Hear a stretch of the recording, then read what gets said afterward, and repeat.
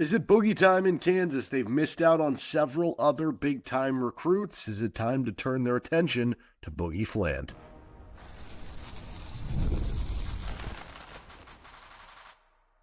You are Locked On Jayhawks, your daily podcast on the Kansas Jayhawks. Part of the Locked On Podcast Network, your team every day.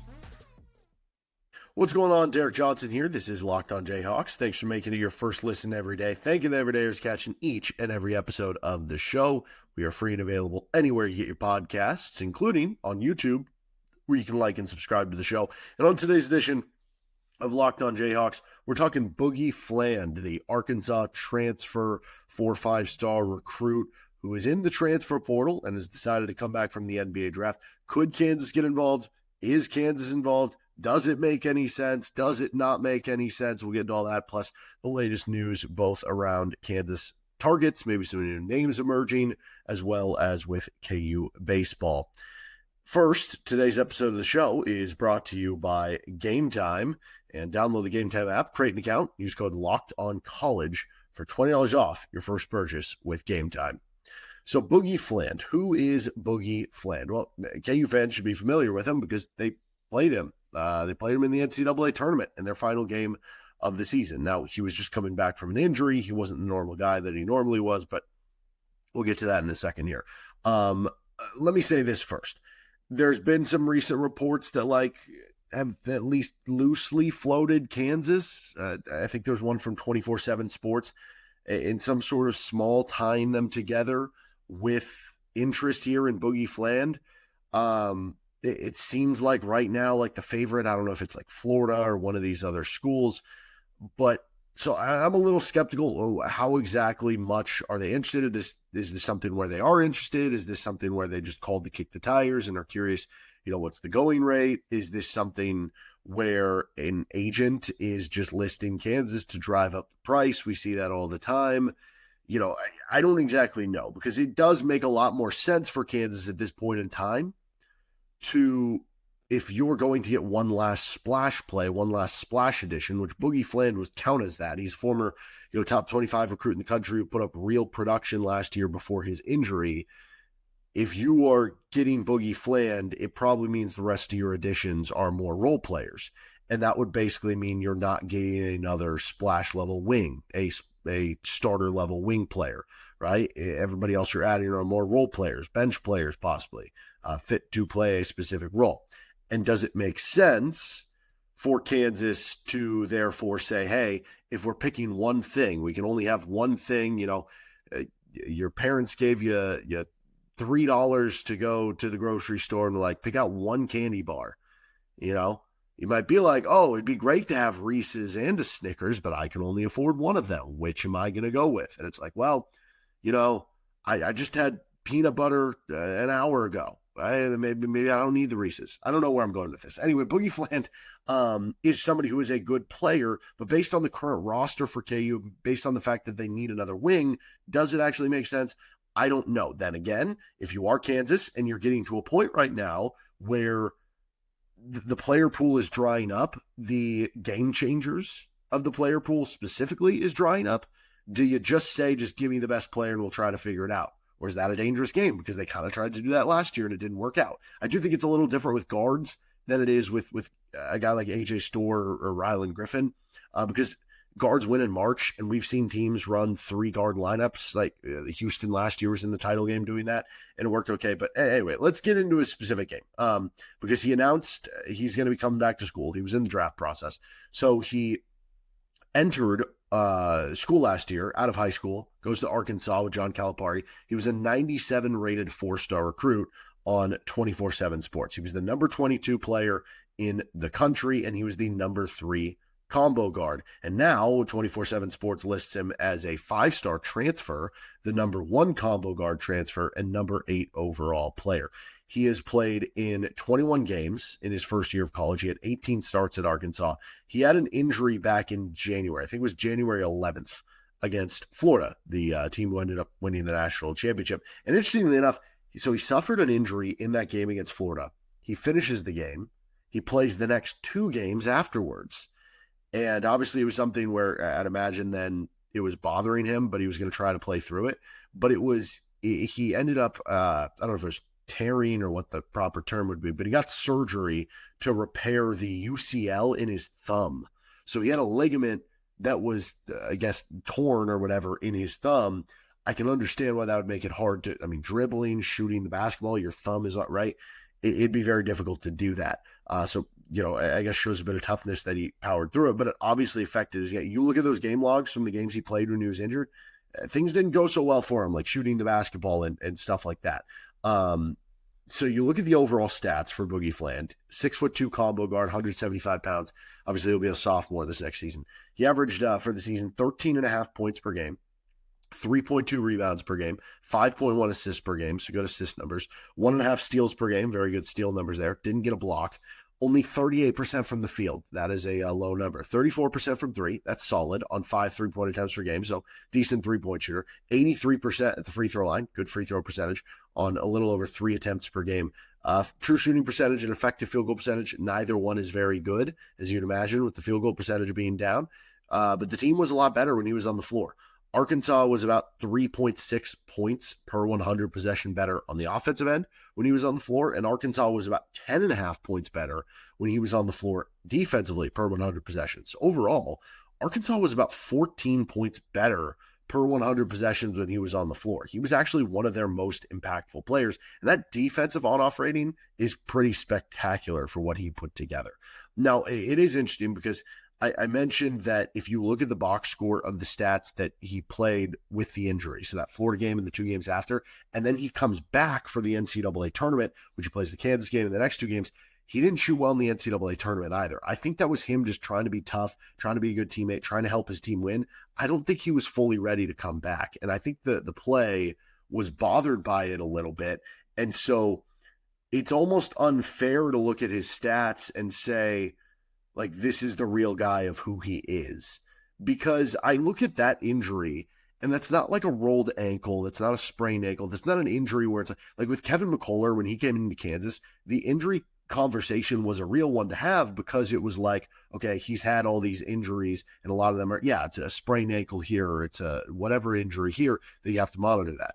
I don't see a lot of players having to get surgery on the UCL in their thumb all the time. And that tells me that it doesn't make him injury prone necessarily. It was probably just kind of a freak injury in terms of that happening. And so if that is the case, if you can get to a point where you can be like, well, I don't know if you can count on that injury happening again, then to me, I think it is fair to look at the context of how did he play when he was not injured? Because then the idea would be you could have him for a season when he's not injured. And in the games he wasn't injured, so the stats before the injury, so you take away the 3 NCAA tournament games, you take away the Florida game and the 2 games after. So we go through January 8th against Ole Miss. Up to that point of the season, he was averaging 15.5 points per game and 5.9 assists per game. Pretty darn good numbers for a true freshman, right? And so in those 3 games in the NCAA tournament, plus the 3 games with the injury, the Florida game and the 2 games after, those 6 combined games, Boogie Fland was just 16 of 61 shooting the basketball. That is obviously very bad. But again, it makes sense. You think about the thumb, and I don't know which thumb it was. If it's this hand, that's on what's guiding the ball on your left hand. If it's on his right hand, like, you have some sort of presence and rotation. And if it's bothering you, it's also going to affect you mentally, right? So 16 of 61, that is below 30%. In those 6 games he played either with or after the injury, and it tanked his efficiency numbers.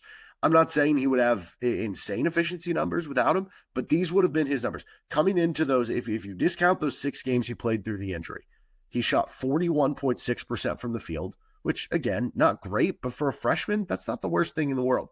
35.7% from 3, that's good, and overall had a 54.1 true shooting percentage, which, like, Xavier Lee, who is committed to Florida and is seen as a good offensive player coming over from Princeton, Xavier Lee in the Ivy League, which is obviously a worse league than Fland played in the SEC last year, Xavier Lee had a true shooting percentage of 54.9. So if you talk about the non-injury games for Boogie Fland, he was a 54.1. So much more efficient there. Let's get into his strengths and questions, though, in just a second. This is Locked On Jayhawks. This episode of the show is brought to you by Game Time. and you can get all sorts of tickets. Forget if you're near an NBA playoff game, an NHL playoff game. Those atmospheres are absolutely fantastic. The NFL schedule's out. You can start looking ahead over there with Game Time. I love it with baseball, which, hey, Kansas City hosting the Cardinals. Pretty big series coming up this weekend. So, maybe you already have plans for tonight on your Friday night, even though it's fireworks night. But how about on Saturday? It's 2015 World Series replica ring day, and you can get tickets for as low as $38 over on Game Time. I have it set up for Game Time picks, include the fees, so I'm not going to be surprised at checkout. And I'm finding, like I said, you can get, in for $38. I'm looking at standing room only. I'm looking at Hy-Vee in section 405 for $44. Or if you want to take a look at those Game Time picks, you can maybe find where some of the good deals are. So I'm seeing Field Box 147 for $81. Plenty of other great deals like that over at Game Time. And if you've never used Game Time to grab seats, now's the time. It's seriously a game day upgrade. Take the guesswork out of buying tickets with Game Time. Download the Game Time app, create an account, and use code LOCKEDONCollege for $20 off your first purchase. Terms apply. Again, create an account and redeem code LOCKEDONCollege, LOCKEDONCOLLEGE, for $20 off. Download Game Time today. Last minute tickets, lowest price guaranteed. Thanks for joining us on this episode of Locked On Jayhawks. Does Boogie Fland make sense for Kansas? So we got into all that and a lot of conversation about the injury and stuff. What are his strengths and questions? Strengths, good speed and quickness. He's a very explosive player, very quick and fast player. And when you think of Bill Self and he likes to talk about athletic teams, a lot of times he is talking about quickness. So he would fit in that regard. He also has solid size for a college guard. I don't think it's 6'2". He's big for an NBA guard. No, if anything, he's actually maybe on the lower end of below average in the NBA. But in college, he measured 6'2" without shoes. So that means with shoes, he's playing at 6'3", 6'3.5", maybe 6'4". Let's say 6'3" with shoes. He also had a 6'6" wingspan, which is solid. So in college, if you're a 6'3" guard with a 6'6" wingspan, you're going to actually be a bigger point guard, in that respect. Also, I think a very good defender. He's a very pesky defender. I think you see his quickness and explosiveness show up in that area. Really good at staying in front of guys and staying in their grill. And all the defensive metrics love him. 2.8 defensive RAPM. That's in the 97th percentile nationally. 78th percentile in defensive win shares per 40 minutes. I mentioned that on-off rating that Arkansas per 100 possessions was over 10 points better on the defensive end of the floor when he's out there. That ranked in the 94th percentile. He also had an 80th percentile steal rate. Very good at getting steals. And he did it without fouling. 92nd percentile steal per foul rate. So good defender that he would add there. Also ball handling and passing. Good ball handler, good passer. 86th percentile turnover rate. So even though there's multiple ways of being an inefficient player. One of them is being, a player who's not shooting well. One of them is being a player who's turning over too much. Another is a player who does both. Fland shot under 40%, so that makes him a bit inefficient there. Though, again, if you go off the pre-injury numbers, it's a little better. But there isn't a turnover issue here. Again, 86th percentile in turnover rate, 95th percentile in assist rate, 99th percentile in assist to turnover rate. He also was good from the mid-range. He shot 65th percentile in the mid-range, and he shot 71st percentile in the paint. Very good touch on his floater. You can see that touch working for him, and I think that translates when he's shooting at the free throw line too, where he shoots well. 81st percentile in free throw percentage. Fast break scoring, 81st percentile in fast break points per 40 minutes. Also, I think shooting the basketball, like I said, good from the mid-range, good from the free throw line, and he was at least above average from three. 56th percentile three-point percentage, so above average. And he did that as a freshman, and usually we see shooting get better. So if he goes from 56th percentile above average to 65th percentile or something in three-point shooting, that wouldn't surprise you. He also shot 44% on corner threes, so that shows you that, if he's having to play a little more off ball, maybe he gets more of those looks if he's with Kansas, playing next to Darren Peterson, and that would be something to keep an eye on. He also shot 33% on deep threes. That is also above average, so showed ability to hit them from deep range. And here's where it gets interesting to me in the strengths column. He had a 74% effective field goal percentage. That is very, very, very good on catch and shoot. 99th percentile nationally. So it sounds like he's somebody who would be able to adjust playing off ball a little bit more than he played at Arkansas. I think in a real way, if we get to the fit of the team, the guys who would suffer the most from having him in terms of having the ball in their hands would probably be Melvin Council and Elmarko Jackson more than it would Darren Peterson, because I think then it would be like, okay, Peterson and Fland are the, Frank and Devontae, Mario and Russ Robb. Again, not comparing their style of play, but just in terms of who's going to handle the ball the most, right? But he can play off ball, and that is exciting. What are some of the questions, though, for Fland? The shot selection is one of them. That's part of the reason why the shooting percentage was as low as it was, at least the field goal percentage, not the three-point percentage. Sometimes settles too often for contested jumpers, sometimes settles too often for off-the-dribble jumpers, and he was only 22nd percentile in points per possessions off the dribble. He was also just 38th percentile in isolation scoring. And when I see his package, that sounded weird. Apologies for that. Anyway, when I see his phrasing, when I see the touch that he has, when I see his floater game, when I see his quickness, his dribble skills, I see the makings of a player who should and could be good in isolation scoring and off the dribble scoring. And maybe that just comes with another year of college basketball for him. But so what that tells me with those percentages being down is that he probably got a little too greedy with some of the shot selection that hurt it a little bit there, right? But I do think there's more potential there. He also very much struggled at the rim, was not good at the rim. 40.5% at the rim, according to CBB Analytics, within 4.5 feet. That is just in the 6th percentile nationally for guards. So he did not finish well at the rim. Maybe that's something that you can work on. I don't know.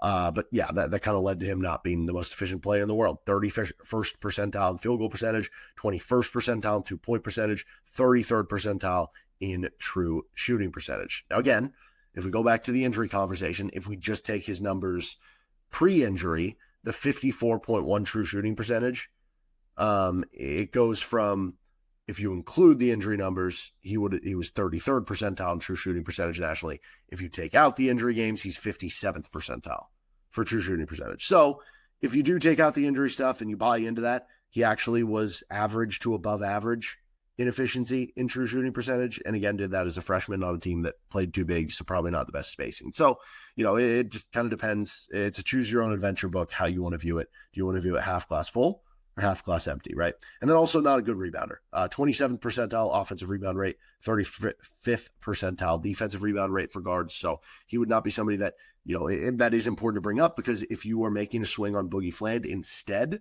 of bringing on another wing, the other wing in theory is going to help you with rebounding.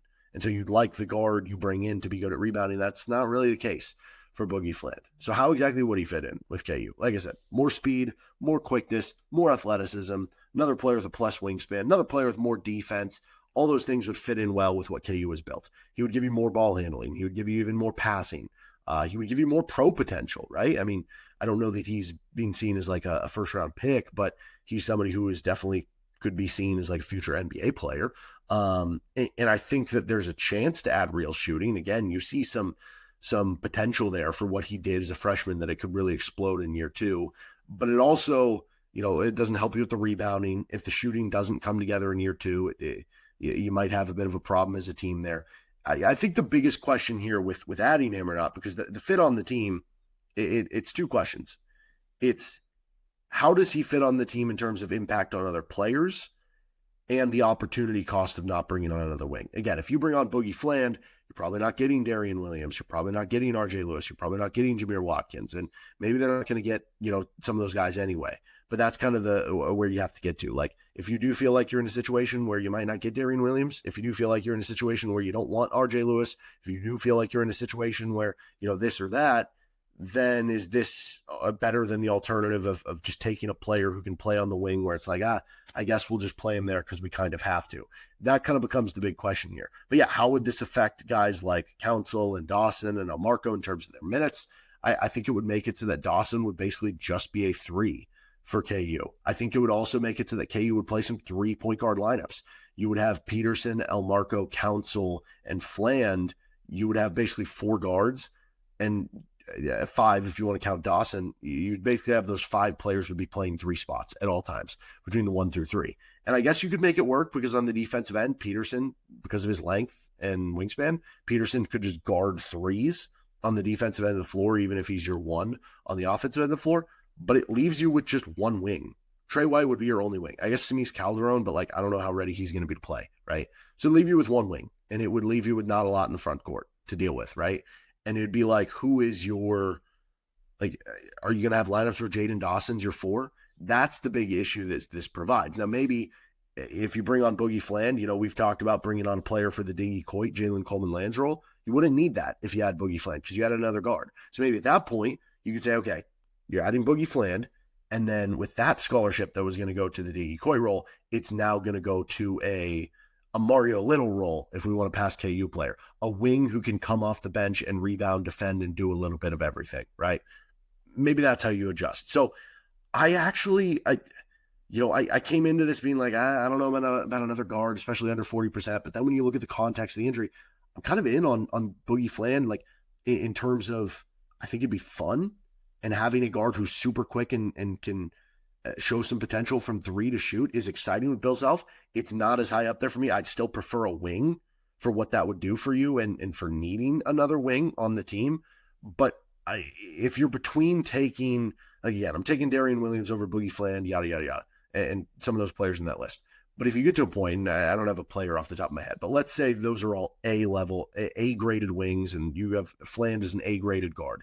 If you have the choice between a C-graded wing or Boogie Fland, you take Boogie Fland, and you deal with some of your deficiencies in terms of not having another wing out there, right? In that situation. Now, if it's a B-rated wing, maybe somebody international versus Fland, what do you do there? I don't know. Maybe I would lean Fland, but then you have to, like I said, be willing to go in the portal and get a backup wing to just give you more depth there. So interesting conversations to kind of say the least. What's some of the latest news? Some names have emerged internationally for KU, and also on top of that, KU baseball had a big opportunity against West Virginia, at least their first game against West Virginia. We'll discuss that next. This episode of the show is brought to you by Wayfair. The days are getting longer, the weather's warming up, and people are spending more time outside, which means it's a perfect time to refresh your outdoor space. Whether you're working with a big backyard or a small balcony, Wayfair has everything you need to make it feel more like you. Wayfair's massive selection of outdoor selections make it easy to transform any space into your ideal summer setup. From comfy conversation sets to sleek dining tables and outdoor decor, they've got it all, and at prices that fit your budget. The delivery is free and hassle, even for the big stuff, and the mix of styles they offer, Wayfair just makes it super easy to find pieces that matches your vibe without spending a fortune. Shop a huge selection of outdoor furniture online this summer. Get outside with Wayfair. Head to wayfair.com right now. That's wayfair.com, Wayfair.com. Wayfair, every style, every home with Wayfair. Thanks for joining us on this episode of Locked On Jayhawks, and happy Friday to you here. Okay, latest news around KU. Tyron Stokes, who is the number 1 recruit in the class of 2026. We've had plenty of talk about him here on Locked On Jayhawks. Thank you to Everydayers if you already caught some of that talk about him. Well, he told this to Jacob Polachek for Kentucky Sports Radio that he is returning to AAU basketball. And so that was a big thing that a lot of people were connecting dots that, okay, maybe he's going to reclassify, and him not playing AAU basketball is why else would he do that, And through the whole process, they were adamant that they weren't going to do it. And then all of a sudden, it was oh, but then he's postponing the Kentucky visit. And it's oh, okay, maybe is this back on, right? But then that happened. So I think, if anything, that's just further proof that he's staying in the class of 2026, which is unfortunate for KU because it feels like they would have had a better chance to get him for 2025 than 2026, but maybe they can still get him for 2026. Who knows, right? Now, I mentioned some names emerging from international ranks. This is from Jake Lieberman on X. He said a pair of 6'9" high major Croatian prospects who go by Luka Skoric and Ivan Bogdanovic are heavily involved with Kansas, Cincinnati, UConn, St. John's, and Virginia Tech. I watched a little bit of highlights from both players today. I think Bogdanovic probably has a little bit more proven production, but it kind of depends what you want to go for. Both are similar in a lot of ways, but they're also I almost view Bogdanovic more as a wing type of forward who can play the 3 and the 4. And I almost view Skoric as more of a power forward type of forward who does have some wing skills that you play more at the 4. than anything. And there's certain things I like better about Skoric, like his passing ability. There's certain things I like better about Bogdanovic, like his, I don't know, kind of shake and ability to maybe get into a shot a little bit more. So that'll be interesting. And we're going to talk a little more about the overseas stuff because I think there's some interesting names emerging. And it feels like if you get further away from this Dame Sarr thing, like maybe the international route just is the best way to fill out this roster at this point. For KU. And then the last piece of news here, KU baseball, Dominic Voegele was dominant. He 7 innings pitched, shuts out West Virginia. Bullpen completes the rest, and Kansas beats West Virginia 3-0. Again, West Virginia came into the week in first place of the Big 12. There was Arizona State in second, 1 game back of West Virginia, and then Kansas and another were 2 games back, and then there's a couple teams 1 game back of Kansas. So at the very least, the minimum Kansas is trying to accomplish this week, I guess, is getting a top 4 seed, because the top 4 seeds get a bye in the first round of the Big 12 tournament. So if they can win 1 more against West Virginia on either Friday or Saturday, I mean, at that point, then you're putting the onus on one of those teams behind you to have to sweep their opponent over the weekend to get into a tiebreaker with you. And then it just comes down to, how'd you do in the regular season series, right? Which it'll depend which team it is, if Kansas has it or not. But for KU, you have an opportunity in front of yourself. If you win these next 2 games and Arizona State only wins 2 of 3, then you would at least get a share of the Big 12 regular season championship. And if you won these next 2 and Arizona State, won 0 or 1 games this weekend, then you would win the Big 12 championship. And from where this Kansas program has been, it's pretty cool that we're on the last week of the regular season and we're even to that point. But there's going to be plenty more baseball to come for KU Friday and Saturday, Big 12 tournament. And I don't know, at this point, it feels like they're a lock for the NCAA tournament, right? I guess you never truly know, and you can't rest on your laurels, but I'm excited to be watching some postseason baseball with KU, we'll put it that way. All right, that'll do it for this episode of Locked On Jayhawks. You can find our show anywhere you get your podcast, including on our YouTube page. Back at you if anything happens this weekend. Otherwise, Monday right here with Locked On Jayhawks.